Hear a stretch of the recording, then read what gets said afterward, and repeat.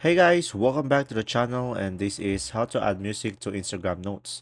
So guys, first thing that you need to make sure is that you are running the latest version of the Instagram. And now let's open the Instagram app.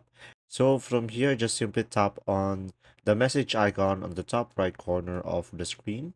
And from here guys, just simply go ahead and tap on your note over here on the left side at the top.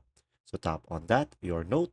And from here, guys, you should be able to add a note. Let's say I'm going to go for solution. And now, in order for you to add music, just simply tap on the music icon down below.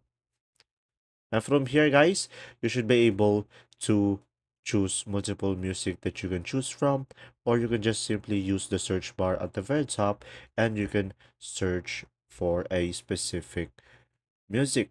Now, if you want to select a music, just tap on it. And from here, guys, you will be able to select parts.